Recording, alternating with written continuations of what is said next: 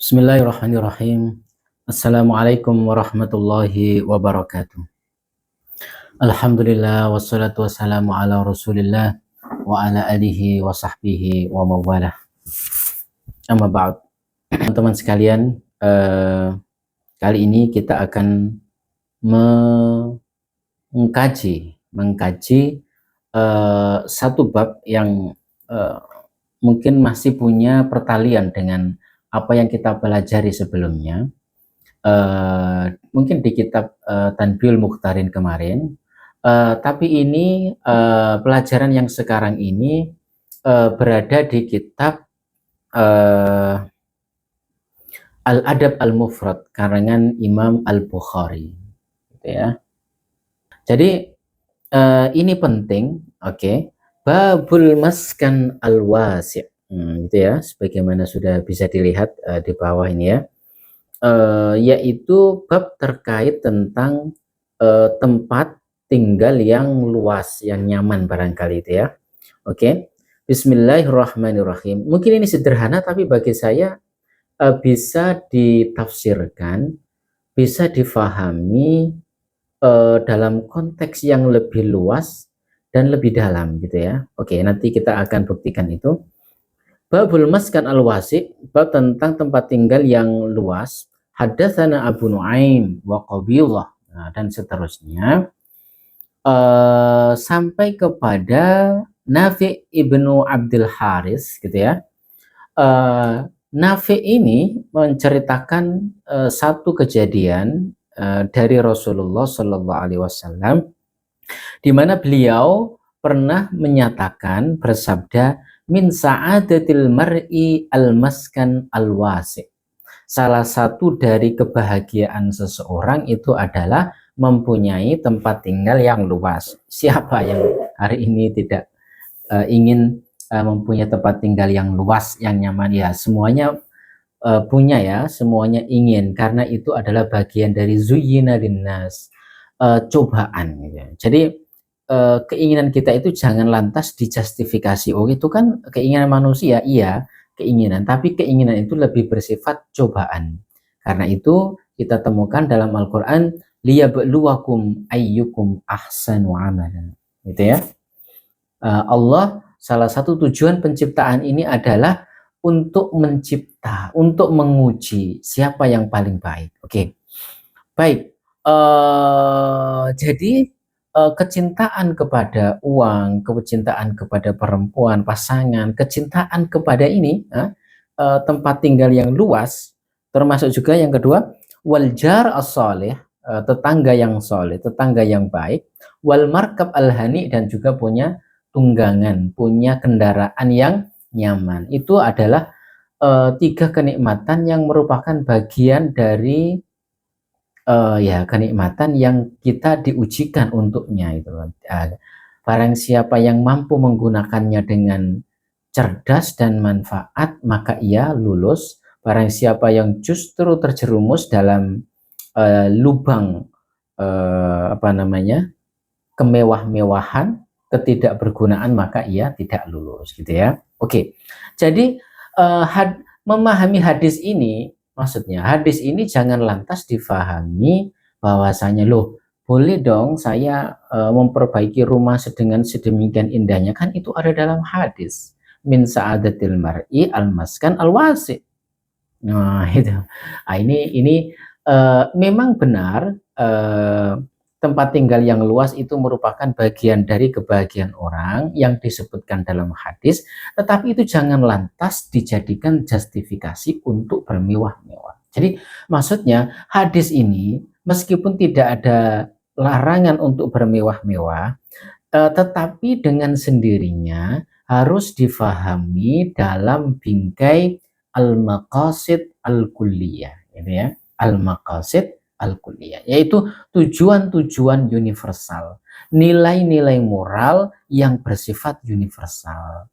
Apa yang universal itu? Nilai yang bersifat universal ya, ya siapa saja yang berlebih-lebihan, mau agamanya apapun, mau budayanya apapun, mau warna kulitnya apapun, namanya berlebih-lebihan itu tidak baik, Itulah mengapa dalam Islam nilai-nilai seperti ini disebut sebagai al-maqasid al-kulliyah atau al-hikam al-kulliyah gitu ya.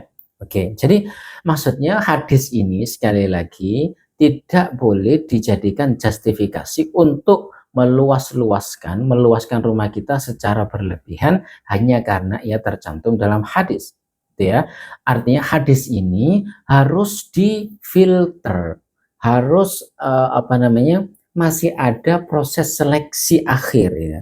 Seleksi akhir itu apa? Nah, tadi itu khairul umur awsatuha. Nah, gitu ya. Khairul umur awsatuha. Sebaik-baik perkara adalah yang paling tengah, yang paling biasa, yang paling sederhana, yang paling moderat kira-kira gitu ya. Oke. Dengan tentu saja makna moderat yang baik ya. Oke. Oke. Karena itu, maka menilik pada apa yang diucapkan oleh almarhum Kiai Haji Abdullah Syukri Zarkasi, beliau berpesan kepada kami semuanya, jangan hidup seperti kambing. Nah, gitu ya, jangan hidup seperti kambing. Masya Allah, apa maksudnya? Jangan hidup seperti kambing itu, jangan kamu hidup di dunia ini, cita-citamu hanya agar punya rumah, punya kendaraan, punya anak istri, beranak pinak gitu ya. Itu bagus, kita tidak mencela itu. Kita tidak, orang Masya Allah itu luar biasa. Tetapi seorang muslim tidak layak untuk hanya punya cita-cita yang sampai pada hal-hal yang konkret, hal-hal yang materialis seperti itu. Sekedar punya rumah yang luas, punya kendaraan yang enak, dan juga punya anak istri sehingga bisa beranak pinak. Jadi kalau hanya seperti itu, ya sekali lagi ya, itu baik, kita tidak bermaksud menghanyakan, tetapi yang kita maksud adalah apa sih yang terbaik? Al-ahsan. Innallaha katabal ihsan ala kulli syai. Sesungguhnya Allah itu menetapkan, menganjurkan untuk berbuat ihsan. Ihsan itu yang paling baik, profesional. Kalau berbuatlah yang terbaik. Itqan dalam segala hal. Oke. Nah, kalau kita hidup cita-citanya hanya tadi itu, dalam konteks ini ya bisa dijelaskan ya, punya tempat tinggal yang luas, punya tetangga, punya kendaraan yang enak, ya itu artinya boleh kita artikan sebagai hanya hidup seperti kambing. Kenapa? Nah, ini juga sebenarnya dinyatakan oleh Hamka ya. Kalau bahasanya Ustadz Syukri, jangan hidup seperti kambing, maka bahasanya Hamka itu adalah kalau hidup sekedar hidup. Nah, itu ya, bisa dilihat ya. Babi di hutan pun hidup. Masya Allah. Kalau bekerja sekedar bekerja, maka kera juga bekerja. Waduh, sindirannya luar biasa ya. Kalau hidup hanya sekedar hidup, babi di hutan pun hidup. Kalau bekerja sekedar bekerja, maka kera juga bekerja. Masya Allah. Ini merupakan apa ya? Kalau kita bisa memaknainya itu luar biasa itu, menjungkir balikkan paradigma materialisme yang hari ini telah menguasai pikiran kita dengan tidak sadar, gitu ya. Segalanya diukur dengan apa namanya? Segalanya diukur dengan materialis, gitu ya. Karena itu maka kutipan yang diberikan oleh Ahmad Syauqi, dan kutipan ini terkenal luas, ini penting juga. Innal hayata aqidatun wajihadun. Ya, lengkapnya bisa kita tulis di sini ya. Qif duna ra'yika mujahidan. Nah, gitu ya. Innal hayata aqidatun wajihadun. Qif, berdirilah, hiduplah. Duna ra'yika. Duna ra'yika itu apa namanya? Di bawah apa namanya? Cita-citamu, ideologimu. Nah, gitu ya. Maksudnya itu hiduplah kamu dengan sebuah prinsip yang kamu perjuangkan. Itu maksudnya itu ya. Kamu jangan hidup seperti kambing yang tujuannya yaitu hanya sekedar materialis. Maka hiduplah dengan cita-cita yang tinggi, yang itu kamu perjuangkan. Gitu ya. Innal hayata aqidatun wajihatun. Kenapa demikian? Karena sesungguhnya kehidupan itu ya kehidupan yang ideal ya mestinya ya. Itu aqidatun. Aqidatun itu akidah, keimanan. Nah, jadi orang hidup itu harus punya paradigma, harus punya prinsip, harus punya tujuan. Wah, ini pertanyaan terbesar sebenarnya dalam hidup ini. Kita hidup ini mau apa sih? Makan, oke, makan. Ya setiap hari kita makan. Oke. Lalu setelah kita makan itu apa? Nah, gitu ya. Itu apa namanya, kalau katanya Pak Kures ini luar biasa ya. Sedemikian rahmat Allah, sedemikian kasih sayang Allah kepada manusia, sampai-sampai tujuan yang paling tinggi dalam hidup yaitu ma'rifatullah, melihat wajah Allah, bertemu Allah, itu bisa ditunda gitu ya. Tetapi bagaimanapun ditunda, ia akan sampai pada satu waktu itu meraung-raung meminta gitu ya. Kalau kita perlu makan, orang semuanya perlu makan kan? Oke, bagus. Kita bisa menunda makan. Nah, gitu ya. Tetapi tidak lama. Minum, kita mau minum haus, tetapi kita bisa tunda. Nah, gitu ya. Yang mungkin lebih lagi orang sepasang gitu ya. Suami istri berhubungan apa namanya? Itu ya pengen tetapi bisa ditunda. Nah, pertanyaannya, apa kebutuhan manusia yang paling lama bisa ditunda? Masya Allah. Kebutuhan itu adalah kebutuhan untuk bertemu Tuhan. Betapapun ia penting, karena sedemikian kasih sayang Allah kepada manusia, sampai-sampai ia bisa ditunda. Nah, gitu ya. Nah, itu sangat penting. Nah, karena itu, innal hayata aqidatun wajihadun. Hidup itu harus punya prinsip, harus punya pendirian, harus punya pemikiran. Jangan seperti hewan, jangan seperti kera, jangan seperti kambing. Nah, itu kita diolok-olok dalam Al-Quran.